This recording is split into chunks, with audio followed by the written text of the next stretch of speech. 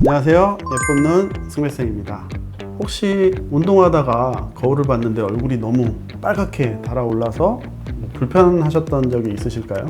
그러면 오늘 이 영상 꼭 챙겨보시길 바랍니다.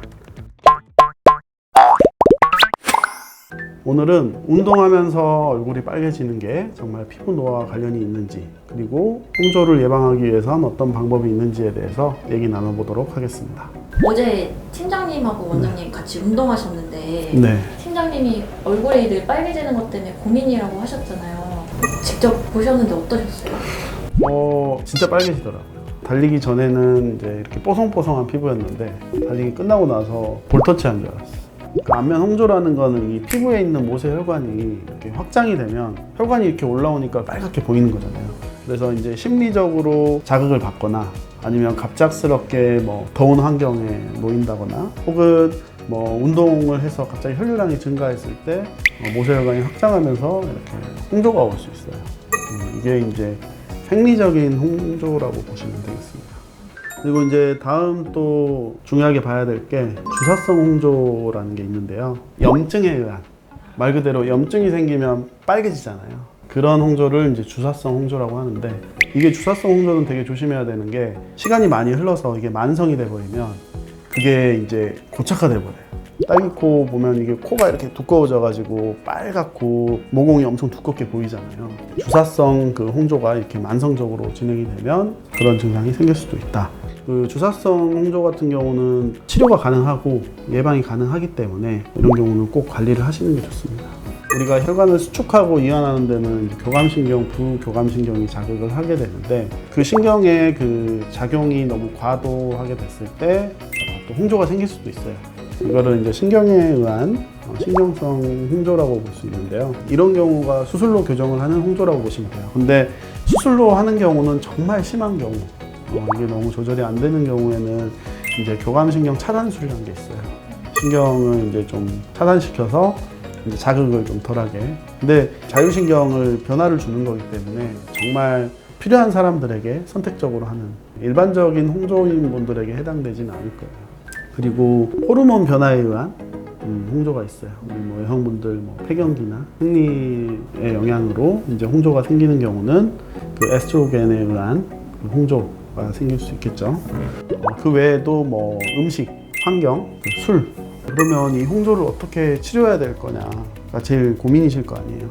안면 홍조의 생리적인 원인인 경우에는 이걸 치료하기 위해서 화장품도 써보시고 주사도 맞고 먹는 약도 드셔보시고, 결국은 혈관 확장을 억제해주는 약이나 제품들이기 때문에 효과가 좀 일시적인 부분이 좀 단점이겠죠. 그런 분들은 그런 상황이 예상될 때, 예를 들어 얼굴이 너무 이제 홍조가 올라올 것 같을 때만 선택적으로 뭘 바르시든지 먹는 약을 드시는 게 좋고요.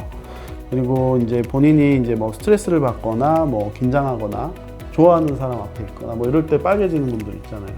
그런 분들은 이제 명상을 하고 감정의 그 영향이 결국은 뇌에서 신호로 가는 게 이제 피부에 나오는 거기 때문에 그런 상황에 좀 익숙해지고 적응이 되면 그런 증상들은 좀 좋아질 거예요.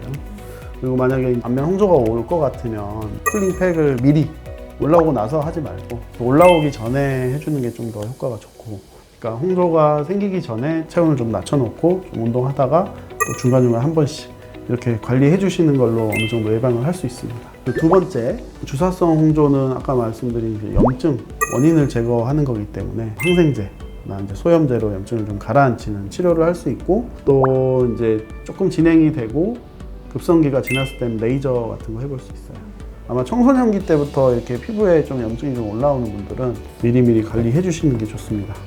그리고 이제 스킨보톡스는 이제 신경성 혈관의 확장을 좀 막아줄 수 있기 때문에 보조적으로 사용할 수 있고요. 고주파 레이저도 이게 이제 진피 쪽에 열을 가해서 리모델링을 시켜주는 역할을 하다 보니까 홍조에 효과가 있다고 느끼시는 분들 많아요. 그리고 이제 우리가 리쥬랑이나 스킨 부스터들도 보통 놓는 위치가 딱 그 진피층에 놓거든요. 거기 진피층이 그 혈관이 제일 많이 분포하고 홍조가 발생하는 그 조직의 위치이기 때문에 이 주사를 통해서 조직에 이제 변화를 주고, 그래서 홍조에 좀 효과가 있다고 보시는 분들이 있습니다.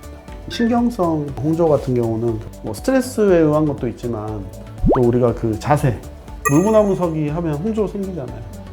그거는 이제 뭐 홍조라기보다는 피가 얼굴로 쏠리니까 그 빨개지는 건데, 혈압이 오르거나 혈류량이 많아진다거나 혹은 이제 특정 자세로 인해서 이렇게 신경이 눌리게 되면 그걸로 인해서 이제 홍조가 더 유발될 수 있어요. 이제 우리가 자세도 잘 관리를 해주고, 그리고 얼굴에 이제 피가 많이 쏠릴 만한 뭐 이렇게 우리가 이렇게 하면 얼굴 빨개지잖아요. 뭐 그런 상황들도 좀 자제해 주시고, 그렇게 관리를 하시면 얼굴 홍조가 이제 반복적으로 생기는 걸 예방을 해줄 수가 있습니다. 물론 홍조는 몸의 생리적인 반응이기 때문에 정도의 차이는 있지만 누구나 갖고 있거든요. 누구나 생길 수 있는 거예요. 하지만 그 본인 체질이 너무 급격한 체질을 갖고 계신다면 관리를 해주는 게 중요하고요. 그리고 이제 본인의 홍조의 원인이 무엇인지 본인이 알아야 돼요. 내 홍조의 원인이 이거라면 내가 이걸 관리해야 되겠구나, 이것만 신경 쓰시면 돼요. 오늘 홍조의 원인을 여러 가지 말씀드렸는데 아마 본인이 어디에 해당되는지 어느 정도는 좀 이해가 가셨을 거예요. 그래서 그 부분을 관리하기 위한 내용들도 조금 더 찾아보시고 좀 관리를 하시면 이제 홍조를 더 슬기롭게 대처하실 수 있을 겁니다. 홍조가 노화에 영향을 끼칠까요? 홍조가 이제 혈관이 확장되면서 혈관벽이 좀 약해지고 그런 부분에 의해서 이제 피부의 노화를 촉진시킬 수도 있다는 생각이 들어요. 실제로 이제 연구를 보면 반복적인 홍조가 피부 탄력이나 노화에 영향을 줄 수 있다, 이렇게 얘기하고 있고요. 쥐 실험에서 만성 홍조에 반복했을 때 피부에 구조적인 변화가 나타났다라는 실제 연구 결과도 있기 때문에 이 홍조 증상이 너무 심하다면 이게 노화와도 연결될 수 있다고 생각을 하고 좀 관리해 주시는 게 좋아요. 운동 전후로 홍조를 좀 예방하고 또 노화를 좀 막을 수 있는 몇 가지 방법을 좀 설명드리도록 하겠습니다.